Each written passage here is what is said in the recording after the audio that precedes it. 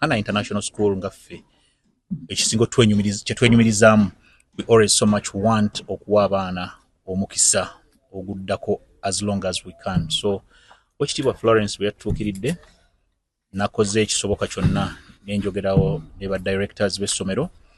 Essaawa ya leero ndi musanyufu nnyo okubeera nti ati Hana International School tulinawo taata wa Ssenyonjo Patrick bagumumanyi nga Fresh Kid, ati nze ngenda kufuuka taata we ati Hana International School, kubanga tugamba school is home away from home. Kati naye ngenda gattako ebbanga lyemmaze nga nkolagana n'abayizi mu education sector, ono ate wanjawulo mukko kubanga supporting a talent in the field of sports, music, dance and drama. Nenjalo kakasa mwenna abatulaba bayita wa Fresh Kid ku Hana International School. Fresh Kid waali ali mufo kituufu. Okutandika njagala okwebaza Katonda kubeera nti nno ankuumye abadde nange era ampadde emikisa mingi.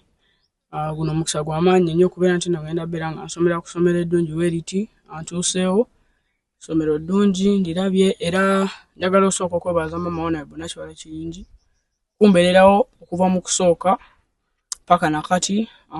Beera nti nno yansuubiza okunfunira scholarship ku ssomero erisomesa Cambridge era akituukiriza.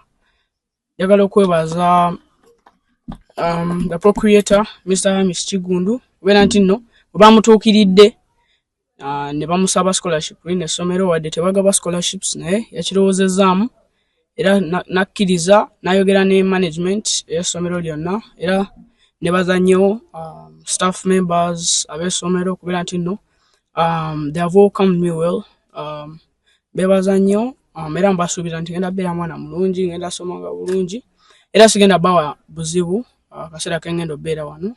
Njagala okwebaza abafanzi bange abasigadde nga bampagira newe nali nga mbeera nsoma buli kaseera mu P7 ng'etawaanya, naye era abafanzi bange ne bambeererawo era mwenna abancongratulating olwamaze ebibuuzo okukomawo mwenna mbeebaza nnyo. Njagala okwebaza bannamawulire. Ne ntuuse okusiima omukyala Honorable Maama Nakiwala Kiyingi, yeebale nnyo okufollowinga ku scholarship eno netuweebwa. Maama weebale nnyo, weebalire ddala okuba nga tutambudde naawe okutuuka obudde buno n'otatulekerera. Nenzizaako okwebaza Rajivu ne Dr. Sudiru Lupaleria abaasooka ne bakola omusingi ogwa Patrick Ssenyonjo okuba nga atuuse okusobola okufuna omukisa ogusomera ku ssomero ery'amaanyi nga lino erya Hana International ne management y'essomero yonna principal.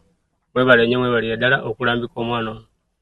Nenzizaako okusiima aba Hana International ba directors bonna, omukulu Hamu, omukulu Ahmad Bogere Masembe, mwebale nnyo, mwebalire ddala ne ttiimu yonna eya Hana International. Mbasuubiza nti nno omwana ono agenda kubeera mulungi gye muli, agenda bakalubiza. Mwebale nnyo, mwebalire ddala.